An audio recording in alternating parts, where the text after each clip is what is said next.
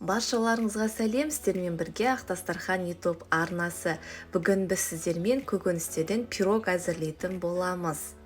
Ең алдымен екі жұмыртқамызды алып, ыдысымызға жарып аламыз. Оның үстінен жарты шай қасық тұз, бір шай қасық қант және жарты шай қасық содамызды қосып, жақсылап миксерлеп аламыз.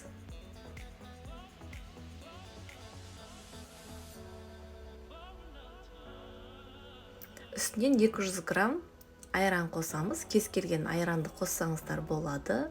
Қолдың немесе 2,5% айранды пайдалансаңыздар болады.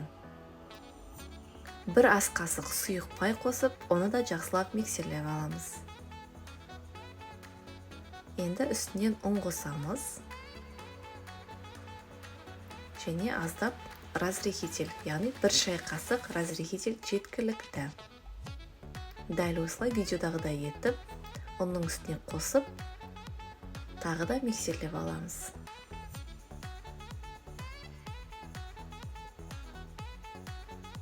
Міне массамыз бізде осылай қатты қою емес, қатты сұйық емес, осылай болуы керек. Ендігі кезекте картоп керек болады. Картопты жұқа етіп, осылай дөңгелекше етіп бөліктерге бөліп аламыз. Қатты жұқа болғаны дұрыс. Осылай ыдысымызға салып аламыз. Капустамызды да майдалап бөліктерге бөліп аламыз. Капустаны көп қоспаймыз. Қалауларыңызша осылай аздап қосуға болады. Енді капустаның үстіне осылай қара бұрышымызды қосып, жақсылап бұны да араластырып аламыз. Енді формаға картопымызды орналастырамыз. Біртіндеп барлығын салып шығамыз. Оның үстінен капустамызды орналастырып шығамыз. Бұл негіз нағыз диеталық тамаққа ұқсап тұр. Өте керемет пирог болып тұр. Үстінен дайындап қойған массамызды құйып, осылай біркелкі етіп араластырып аламыз.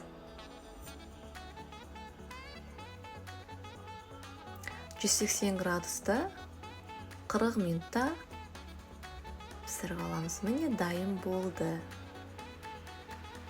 Дайындалуы өте оп-оңай, жұп-жұмсақ болып піседі, әрі ерекше. Түскі асқа жесеңіздер де болады, немесе кешкі асқа жесеңіздер де болады. Өте жеңіл, ерекшелігі көкөністерден жасалған.